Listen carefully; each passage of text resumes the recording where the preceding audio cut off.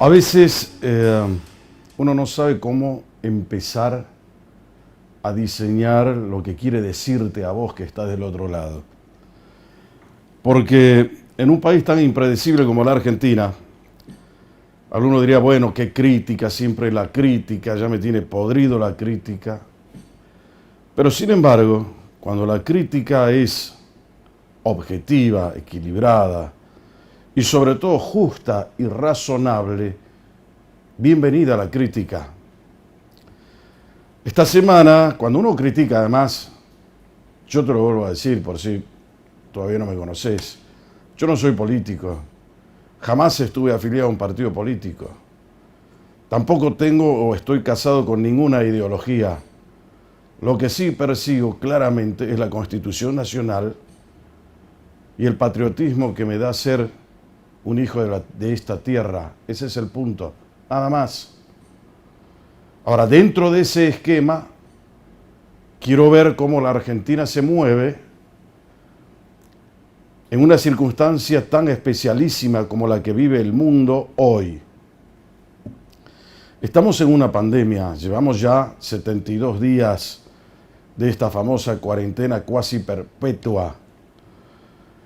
Y algunos me dirán, bueno, Jorge, pero el tema económico, la gente se muere de hambre, veo a los políticos hoy, todos tratando de popularizarse con las ollas, llevando esto, llevando el otro.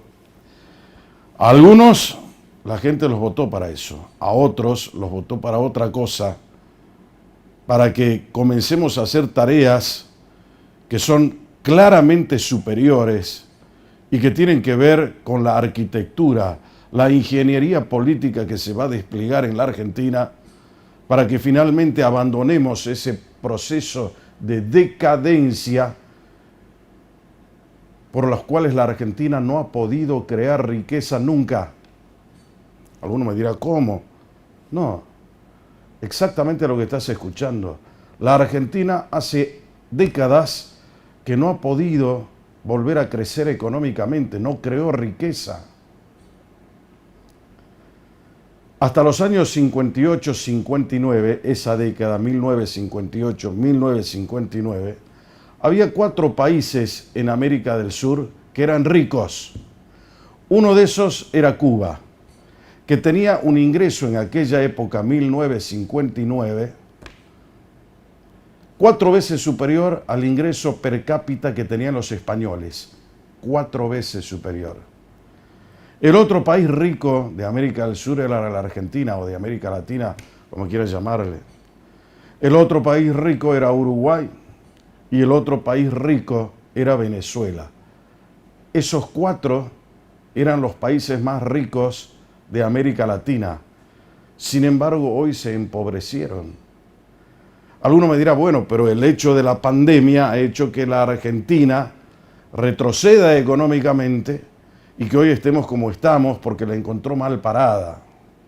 No, la Argentina viene hace décadas, hace 6 o 7 décadas que viene mal parada. Nunca pudo incorporarse bien económicamente porque es un país que ha estado subadministrado.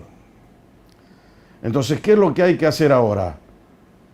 ¿Detectar cuáles son los factores de la pobreza? No, la pobreza en definitiva es inherente al ser humano, venimos sin nada al mundo.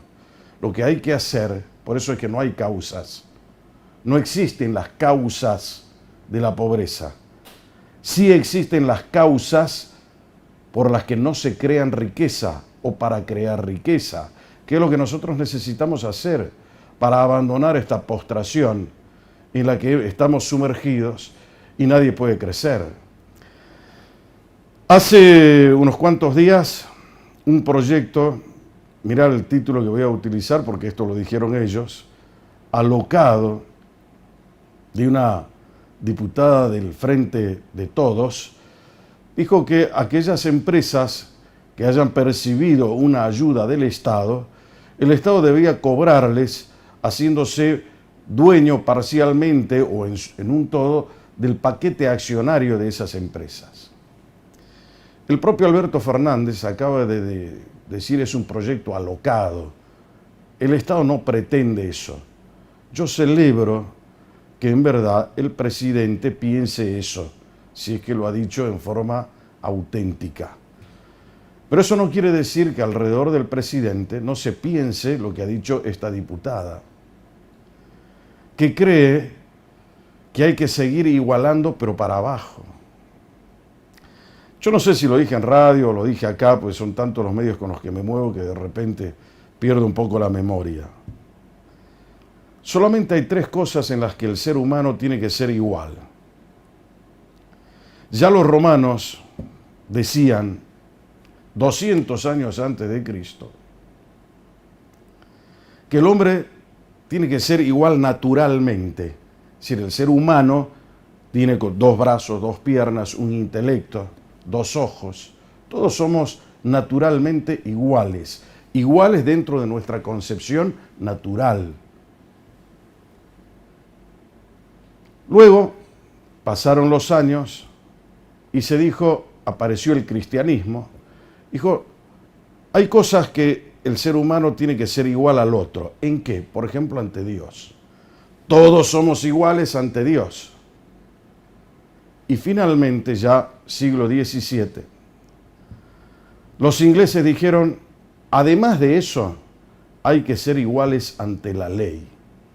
Entonces, iguales ante la naturaleza, iguales ante Dios por el cristianismo, y de acuerdo a la visión inglesa del siglo XVII, iguales ante la ley.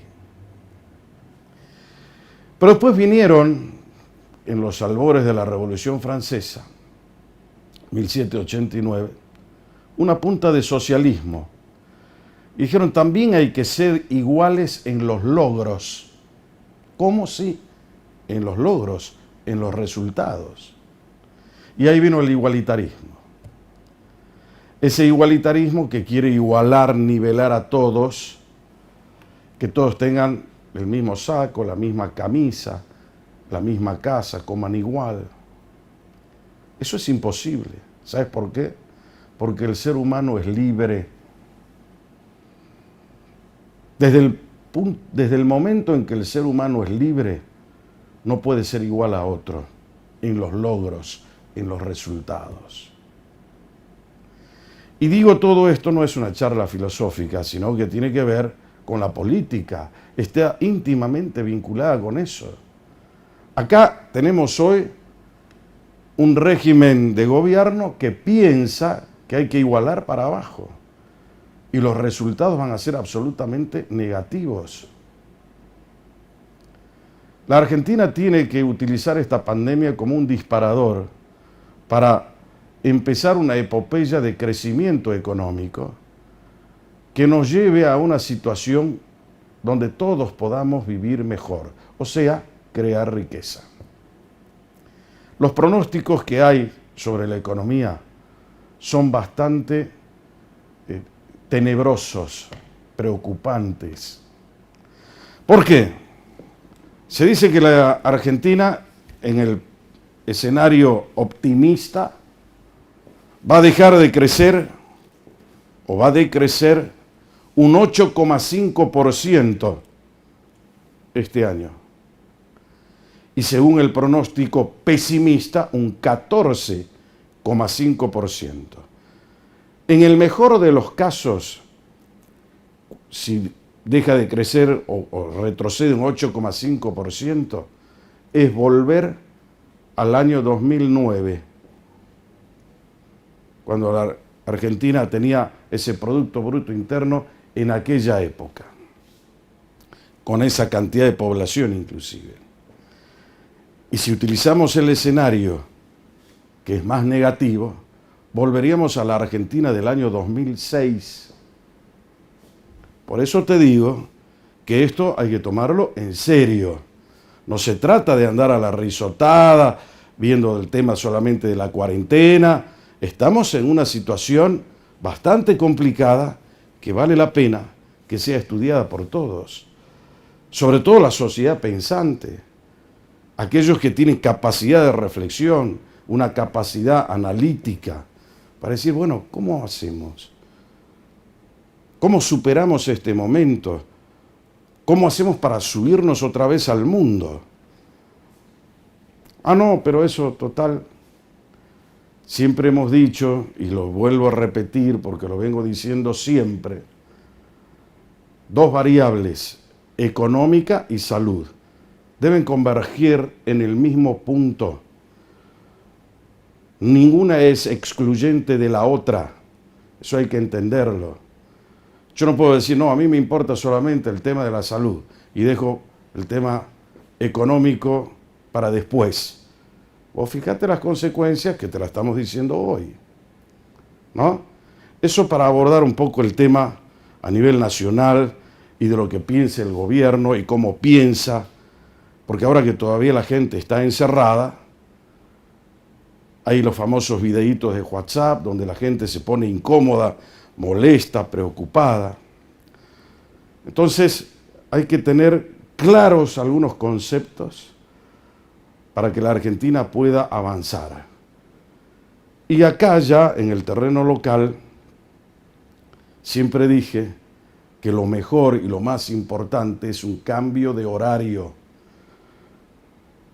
Si nosotros no podemos subir al transporte público de pasajeros porque es un foco de riesgo y de contagio, no es solamente con la bicicleta que lo vamos a solucionar.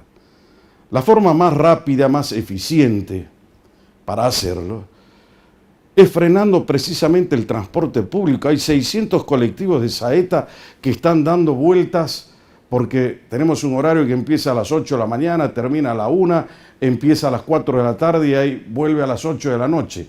4 picos de horario, se congestiona el tránsito, es difícil manejarse en una ciudad que cada vez es más hostil, menos amigable con el conductor, con todos los que circulan en la ciudad. Eso bajaría a la mitad con un horario extendido. De 9 de la mañana a 18 horas se terminó, o de 10 a 18, como quieran. Y el que quiera abrir antes, que abra, y el que quiera cerrar después, que lo haga, sin ningún tipo de problema. Pero bajaríamos eso. Me interesa mucho el plan que ha hecho la municipalidad, que no vale la pena descartarlo bajo ningún punto de vista. El plan de movilidad urbana es un plan que se desarrolla, está inclusive dentro de lo que es el PIDUA y demás. Pero ahora ya hay estos proyectos para que haya horario extendido en Salta, cosa que es muy importante. Hay un efecto de contaminación ambiental que va a bajar a la mitad. Económicamente es superador, sobre todo para la gente que tiene que abordar los colectivos, y hay mucha gente que ni siquiera vive en el centro y tiene que tomar 2 colectivos para ir a su casa y volver. Es toda una historia. Yo ya dije todos los argumentos uno por uno. Me encanta que alguien haya recogido esa idea y ahora la estén planteando para en definitiva poder llevarla a cabo. Salta también tiene que avanzar. No podemos, bajo ningún punto de vista, seguir anclados en costumbres ancestrales cuando el mundo avanza. Y no quiero irme de esta presentación sin recordar la visita del presidente de la Nación, Alberto Fernández, a la provincia de Formosa. Allí está Gildo Insfrán, que gobierna esa provincia desde el día 10 de diciembre del año 1995. 25 años gobernando la provincia. ¿Qué hizo el presidente de la Nación? Como lo han hecho otros también. Lo felicitó. O sea, el modelo a seguir, según el elogio grandilocuente del presidente, es Gildo Insfrán. Un hombre que hace 25 años que está allí. Alguno me dirá, bueno, pero es democrático, gana las elecciones. ¿Cómo las gana? ¿Cómo las gana? Es la pregunta. ¿Es legítimo la forma en que gana las elecciones? ¿Alguien se puso a pensar en eso? El 70% de los formoseños son empleados públicos, o sea, viven del Estado. La pobreza en Formosa, desde siempre, 45% de pobres. Pero el señor hace 25 años que gobierna y el presidente lo felicita.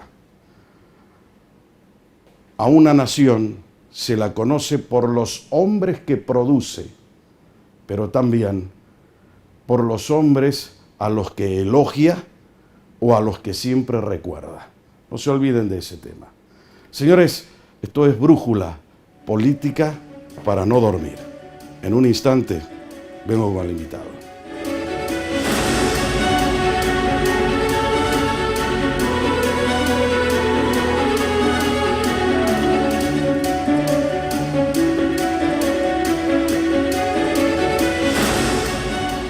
Muy bien, señores, estamos ya de retorno acá en Brújula y en la presentación, no te dije quién me iba a acompañar en la noche, con quién vamos a disfrutar vos y yo esta noche de sábado, hermosa noche de sábado, porque en definitiva quería mantenerlo casi como una sorpresa.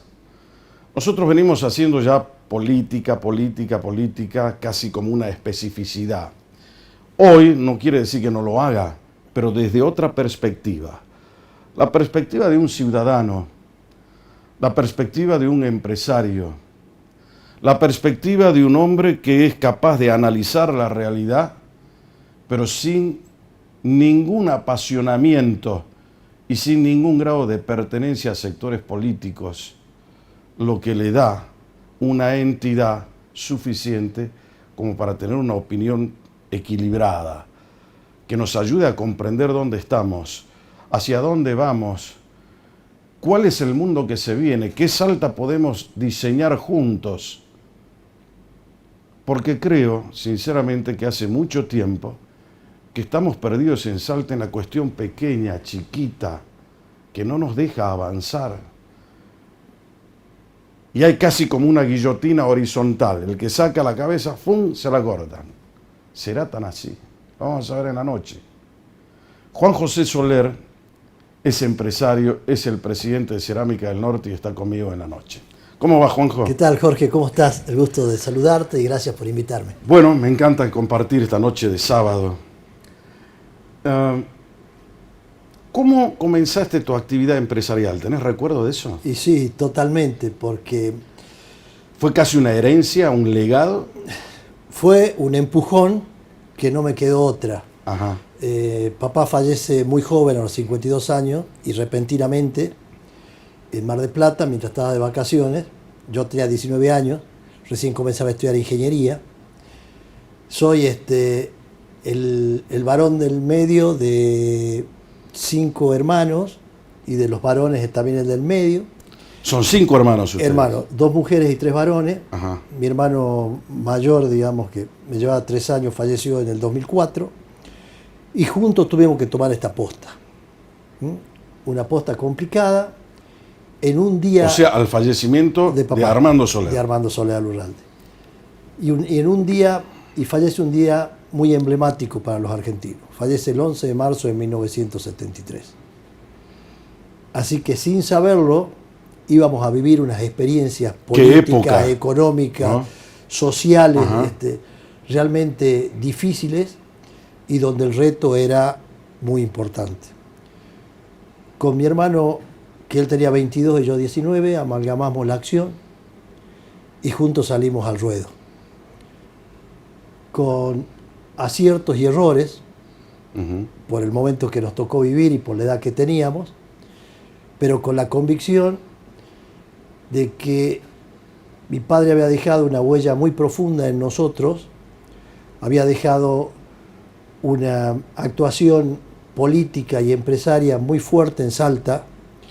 Armando Soler era muy cercano a la Unión Cívica Radical. Fue presidente del comité, del comité central de la Unión Cívica Radical. ¿Llegó a ser candidato a vicegobernador? No. No, fue nominado en el año 63 para acompañarlo a Arturo Oñatibia, con el cual eran hermanos de la vida. Qué fantástico, Arturo Oñatibia. Tipo, yo lo considero mi padrino de la vida, porque tuvimos una relación muy fuerte, y cuando se produce el golpe militar del 66, Arturo viene a vivir 9 meses a casa, hasta que puede volver a abrir su consultorio, porque realmente no tenía nada en Salta ni nada. Entonces papá lo trae, y bueno, así que la relación muy fuerte. Entonces papá fue candidato, pero se bajó porque justo muere mi abuelo en abril del 63, y bueno, y quedó como elector para aquella elección. Pero volviendo a lo que me preguntabas, ahí salimos al ruedo con mi hermano, y sobre todo con la impronta de lo que significa Cerámica del Norte, que la había fundado mi abuelo en 1936, y bueno, y ahí empieza mi carrera empresarial. O sea, les tocó a Juanjo Soler y su hermano hacerse cargo a temprana edad. Muy temprana edad. Y en un momento convulsionado y difícil de la vida política y económica del país, como siempre en la Argentina. Y bueno, costaba hacer un país con un comportamiento pendular, cíclico, ¿no? Sí, pero aparte de eso, de arenas muy movedizas, porque era muy difícil hacer pie.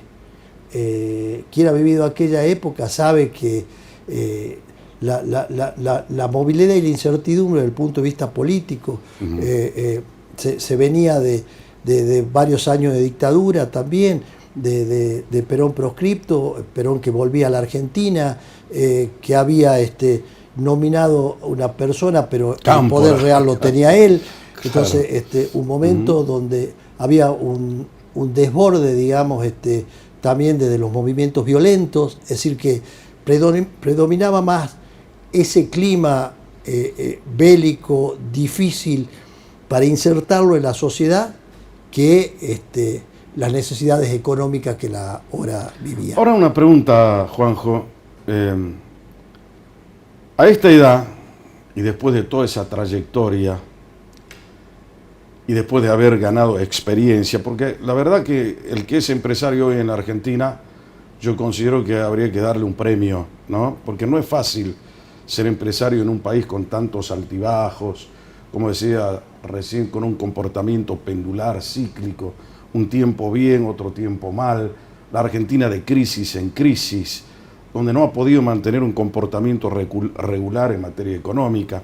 Va a ser el 9º default, que ya estamos prácticamente, que tiene la Argentina, el tercero en este siglo XXI. Entonces el empresario realmente tiene que ser un hombre, un piloto de tormentas. ¿Es fácil ser empresario? ¿Es difícil ser empresario? ¿Te arrepentís de ser empresario o te gusta ser empresario en un país como el nuestro? A ver, no me arrepiento, me gusta, es un desafío a diario, porque acá el corto plazo es dominante, el mediano plazo hay que estarlo vigilando y la cabeza tiene que estar siempre en algún punto en el largo plazo. Entonces, esa conjunción, digamos, de necesidad de intelectual y de razonar sobre todos estos hechos tan cambiantes y que de pronto el corto plazo te obliga a algo y el largo plazo te obliga a cosas totalmente distintas. Hay que tratar de compaginarla. Y en ese compaginar se presenta un desafío. Y en ese desafío hay que cargarse de energía, de positivismo y pechar para adelante. Hay que tener muy los pies sobre la tierra. ¿Qué tiene que tener el empresario? ¿Cuál sería, según la visión de Juanjo Soler, las características de un empresario? ¿Cuál es el perfil de un empresario argentino? O las que debería tener en todo caso. Claro, si vemos el perfil, yo creo que hubieron muchísimos perfiles. Y de cada perfil hubieron empresarios exitosos y empresarios fracasados. Yo más creo que debemos diseñar cómo van a ser las conductas y cómo va a ser la relación Estado-sector privado. Es decir, yo creo que debemos apuntar definitivamente hacia las concepciones más europeístas, donde hay una interrelación y hay una articulación entre el sector privado y el sector público. No puede haber un divorcio donde venga un iluminado en el sector público y cambie, digamos, toda esa metodología de trabajo que se podía haber dado en un tiempo, o todo un proyecto de entidad nacional para ir hacia en búsqueda de un desarrollo, por si es liberal, o si es más popular, o si es... Entonces, tiene que haber una fortaleza y hay una interrelación. ¿Por qué no se hacen políticas de Estado, por ejemplo, acá? Y bueno, yo creo que ese es uno de los grandes fracasos de la Argentina, que es Pero yo creo que la política de Estado tiene su origen en eso que estamos hablando. esa articulación público-privada que no se logra hacer con frecuencia, que inclusive fracasa, hace que no prospere la política de Estado. Claro, esto me hace acordar ¿No? una anécdota. Cenando con Alfonsín Hijo, que ahora es embajador en España, y siempre, digamos, alguna concepción radicalizada, valga el término Unión Cívica Radical, usó peyorativamente el término corporaciones, porque las corporaciones esto y otro. Y decía, porque si nosotros seguiríamos Brasil, bueno, si quieres ir a Brasil, no hay una fortaleza más grande que la articulación Itamaraty-Cámara Industrial. Eso es lo que ha fortalecido en el tiempo a Brasil para tener un crecimiento y un desarrollo industrial como el que alcanzó. Superior al nuestro. Pero eso hizo que nos superara. En los años 60, Brasil, de todo punto de vista, estaba por abajo de la Argentina en términos industriales, en productividad. La Cámara Mecánica de Brasil, que es la que seguramente trae a colación Juanjo Soler, ha hecho que dé un salto cualitativo la industria brasileña y nos pase por arriba. Totalmente, porque Brasil, cuando empieza en un proceso de industrialización profunda en la década del 60, fue en función de una mano de obra muy barata, poco especializada y sin mucha convicción desde el punto de vista social. Entonces lo que importaba era la cantidad y la calidad iba quedando postergada. Un poco lo que pasó en China, que fue un caso bastante similar. Pero llegó un momento en que esa unión del sector o ese convivir en busca de una estrategia que tuvo el sector empresario industrial con Itamaraty, que es la Cancillería, digamos, quien maneja las relaciones exteriores y comerciales de Brasil, hizo dar ese salto cualitativo. Y a partir de ahí, con esa población importante y con esa capacidad de ingreso que tuvo Brasil y ese sentimiento nacional, sin querer decir nacionalista, pero sí nacional positivo, creo que fue un trípode muy importante para el desarrollo industrial brasileño. Y quedamos nosotros postergados en Latinoamérica. Totalmente. Yo decía en el editorial hace un rato, en el año 1958-59 había 4 países ricos en América Latina. Uno de esos países era la Argentina, el otro era Cuba, el otro era Venezuela y el otro era Uruguay. Hoy, Venezuela, todo el mundo sabe cómo está, la Argentina, para qué vamos a hablar. Veamos lo que le pasa inclusive a Cuba, que ha perdido la libertad, que es lo peor que le pueda pasar al ser humano, y el único que más o menos se salva es Uruguay. Mientras que los otros eran pobres, Chile era pobre. Hoy Chile es el que mejor economía tiene, Perú y por ahí Brasil, que es lo que estábamos hablando, porque nosotros no hemos tenido ese comportamiento regular que es lo que hace alusión Juanjo Soler. Pero tampoco tuvimos grandes empresarios en la Argentina. A ver, yo te había preguntado una cosa, el perfil del empresario argentino. ¿Por qué? Porque creo que la Argentina supo tener grandes empresarios, pero que terminaron vendiendo sus empresas. Por ejemplo, ¿qué debe tener un gran empresario? Tiene que tener olfato seguramente, tiene que ser innovador, creativo. Cuando Armando Soler dijo, me hago cargo de esta empresa que es Cerámica del Norte, y dijo, voy a construir con ladrillo hueco en lugar de utilizar el ladrillo clásico, era porque había traído tecnología de Europa, ¿no? Y empezó una construcción que hasta el día de hoy sigue, modernizando una empresa, no deteriorando, igualando para abajo. Eso me parece que nos falta a nosotros hoy. Yo creo que un buen empresario es aquel que en función de lo que dices de un olfato, yo diría más bien de conocer cuál es su realidad y en qué lugar está inserto, ahí tiene que pensar. Por ejemplo,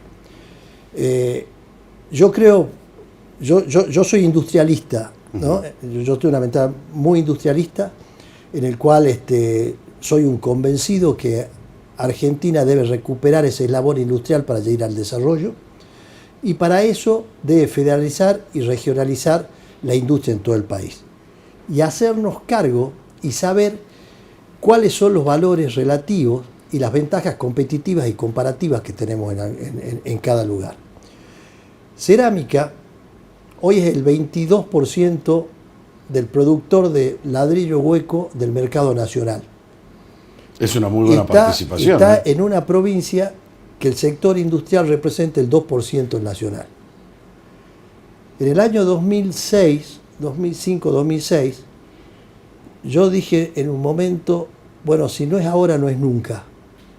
¿Y por qué no crear un polo industrial desde el punto de vista de cerámica, un polo cerámico fuerte en Salta que tiene todas las ventajas competitivas y comparativas por su ubicación y manejar el noroeste y el noreste? Es decir, ser un jugador importante del norte grande. O sea, integrando la región. Integrando la región y ser un proveedor natural de toda la región. Entonces, ahí me propuse con una ingeniería financiera bastante complicada en aquel momento, porque estábamos saliendo de la crisis del 2001, pero con una relación fluida con la tecnología italiana y apostando un poquito a la experiencia que ya tenía y al conocimiento y a la proyección futura que tenía que ser cerámica, y bueno, jugué. A partir de ahí hicimos 4 plantas, un año de por medio, hasta llegar a ser hoy la productora número 1 de ladrillo de Argentina. Uh-huh. Entonces, ahora muy pocos salteños saben que eso es así, ¿no? Sí, pero no, se conoce, y quién en el rubro, está en el rubro, y en el rubro de la construcción y en todo eso se sabe. Hay un reconocimiento nacional importante sobre todo esto, pero creo que ahí estuvo el secreto en cuanto a cerámica. Es decir, tenemos la materia prima, es una empresa consolidada, se tomó conocimiento, tenemos el recurso humano y vamos para adelante. Ahora, ahí hay un tema que es central, que también lo vengo repitiendo hace mucho tiempo, que es la identidad productiva o industrial, si se quiere llamar. Si yo pienso, por ejemplo, en una esencia, en un perfume, ¿qué voy a elegir? ¿Un perfume taiwanés o un francés? Francés. Si pienso en un chocolate, ¿qué va a ser? ¿Suizo o va a ser, qué puedo decir, mexicano? No, el chocolate tiene que ser suizo. Nosotros tenemos carne. ¿Qué cosa nos puede dar identidad a nosotros acá en Salta? ¿Cerámica, por ejemplo? Sí, total. Es decir, yo creo que... O sea, ¿nos puede identificar eso? Sí, yo creo que justamente lo que nosotros debemos hacer es industrializar las materias primas. Entonces nosotros tenemos que ver qué materias primas desde el punto de vista de minerales tenemos, desde la minería, y qué tenemos del sector agroalimentario. Entonces, por ejemplo, todo lo que son de procesos de lo que da la actividad primaria, todo tendría que ir a la industrialización. Y buscar la forma de arraigar a la gente en los lugares de origen. La desruralización fue fatal en la Argentina. Y es lo que el desarraigo de la gente. Y es lo que se está viviendo en el AMBA. Claro. Esto no es nada más que una explosión, consecuencia de un factor primero. Y no en vano los números que están dando la pandemia, lo están dando ahí en relación de lo que está dando en los sectores rurales de Argentina. Totalmente, Y de la Argentina profunda, porque es una Argentina que está desruralizada el habitante. Entonces, por ejemplo, yo siempre bregué por la cuenca del Bermejo. La cuenca del Bermejo, el Bermejo viene a ser el Mississippi de Estados Unidos. Es decir, tiene la potencialidad desde el punto de vista energético, desde el punto de vista de la ganadería, desde el punto de vista de los recursos agropecuarios que se pueden generar ahí, son bestiales. Entonces, es un punto neurálgico para ser un gran generador de alimentos con valor agregado, no solamente para Argentina, sino para el mundo. Bueno, pero ahí está el tema. Nosotros tenemos el Bermejo, que puede canalizarse inclusive el río, pero ese es el punto. para poder llegar y hacer hasta inclusive puertos en esta zona. Pero hay un tema que es central. Por ejemplo, decíamos el tema minero. El valor agregado no lo tiene Salta. Nosotros, ¿sabes?, le están vendiendo espejos de colores a la gente como si estuviésemos en la época precolonial. Nos conformamos con los puestos de trabajo que quieren dar los señores que vienen de afuera, o con un canon que es irrisorio, ridículo, pero no transformamos la materia. Tenemos litio, por ejemplo, acá.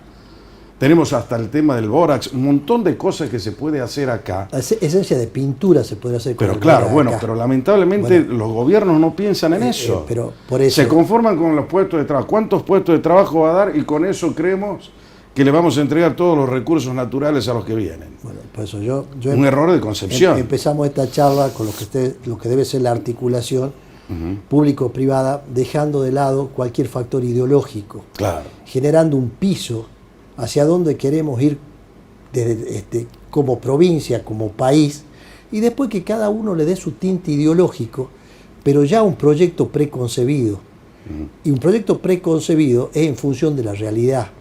¿Qué recursos humanos tenemos? ¿Qué materias primas tenemos? ¿Qué logística tenemos? Y en función de eso, generar un perfil de desarrollo para darle prioridades a los pocos ingresos que la provincia, el sector privado y el país tiene.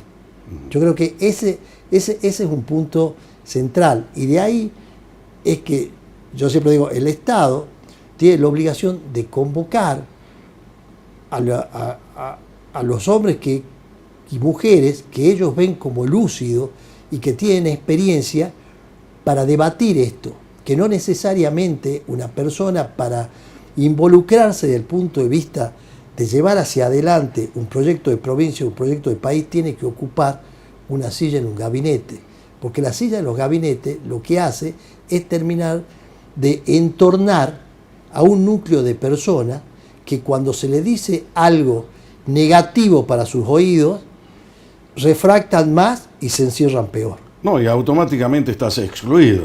Acá no hay otra forma de integrarse que no diciendo lo que quieren escuchar. Así es. Ese es el tema. Señores, estoy charlando con Juanjo Soler esta noche aquí en Brújula y es momento de irme un chiquito a la pausa. Ya vengo, dame 2 minutos y estoy con vos de vuelta. Dale.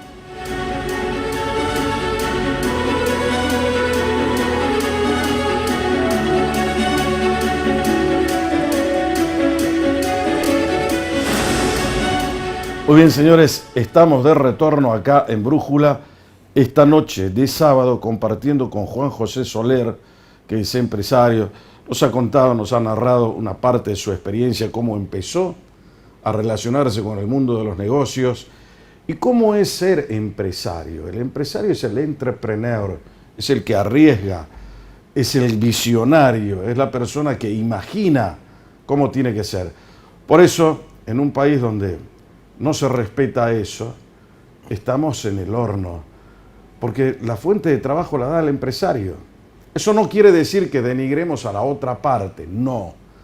Tiene que haber una combinación perfecta para que todo sea sustentable en el tiempo, la fuerza del trabajador y el que da el trabajo. ¿Cómo ves hoy al gobierno nacional? ¿Qué pedirías, por ejemplo, vos como empresario salteño, donde estás a 1.600 kilómetros de distancia de la capital federal, de los puertos, de los centros neurálgicos de consumo? Más allá de que, como vos lo dijiste hace un rato, yo tengo una visión integradora del norte, que me parece fantástico. Bueno, mira, un problema es esto de la pandemia, que puso un paréntesis a un gobierno que recién iniciaba. No obstante eso, lo que yo le pediría es que no se sigan cometiendo los mismos errores y pendulares, como decías vos anteriormente, cuando viene un gobierno liberal y un gobierno que se ocupa más en lo social y popular.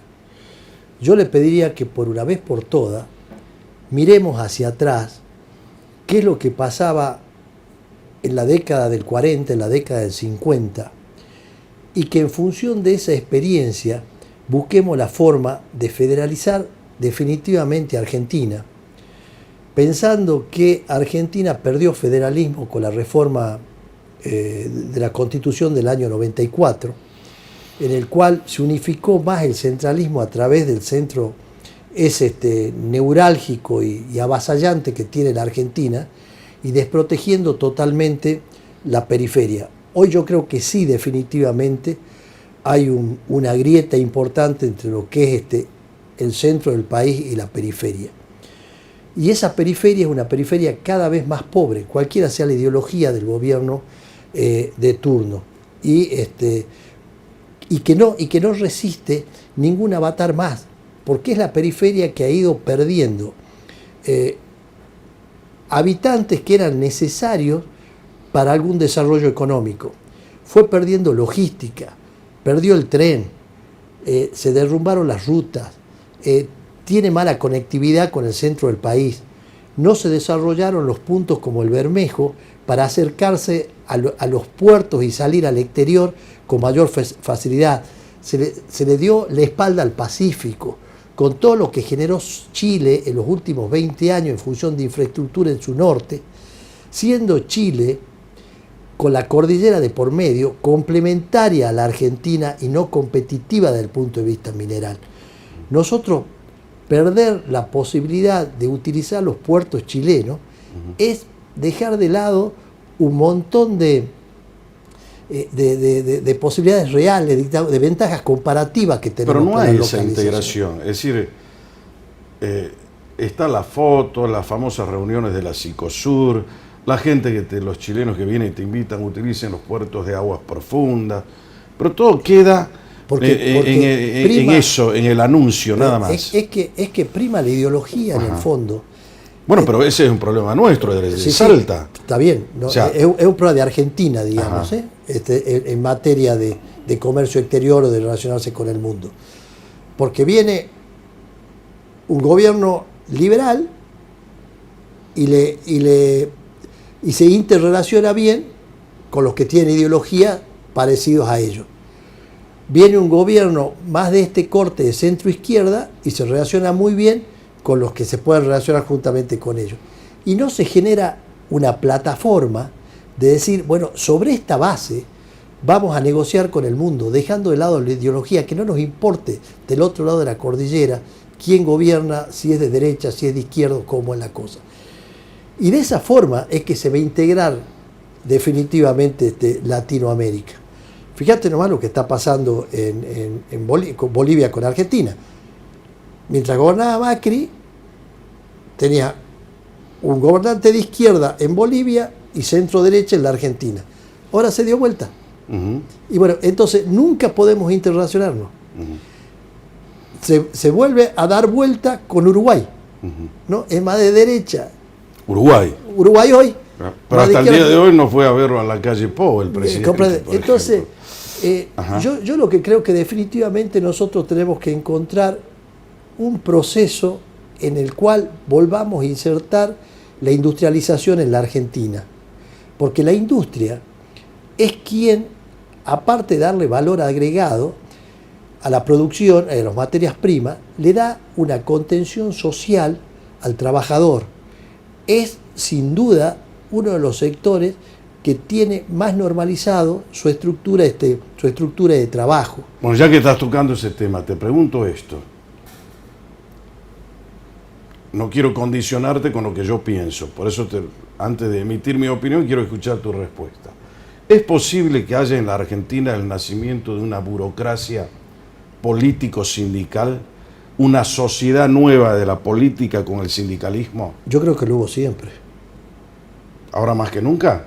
No, ni más que nunca, ni menos que nunca. Yo creo que fue algo que se fue gestando en la década del fin de los 40, principios del 50, donde el crecimiento, cuando se empieza a normalizar el aparato del trabajo desde el punto de vista de los sindicatos, y que eso tiene un tinte peronista muy fuerte, que relegó a toda la incipiencia de lo que era el gremiarismo social y de izquierda, y ese sindicalismo avanzó sobre la Argentina desde aquel momento hasta estos tiempos.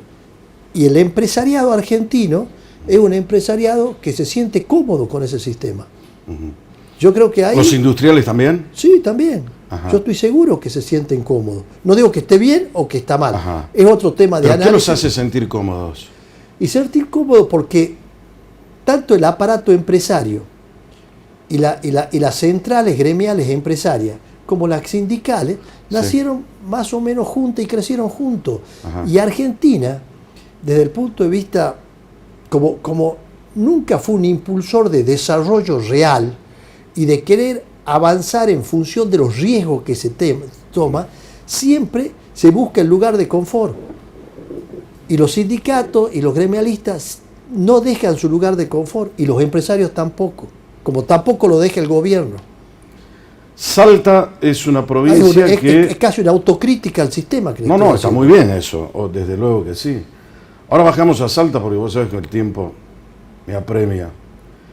Esta es una provincia que no logra todavía desarrollar una industria, o por lo menos no una industria fuerte, que sea, por ejemplo, competitiva, que podamos ser lo que ha hecho Córdoba o lo que ha hecho Santa Fe. Nosotros tenemos realmente una situación complicada en ese sentido. Hay muy pocas industrias, una es la tuya y después por ahí no hay otra, las otras son de escala menor. ¿Cuál es la crítica que se puede hacer sobre ese sentido y cómo ves al gobierno actual de Sáenz actuando para poder manejar esas variables y dar un rumbo hacia esa actividad industrial en Salta? Yo creo que el proyecto industrial baja de la nación hacia las provincias, Ajá.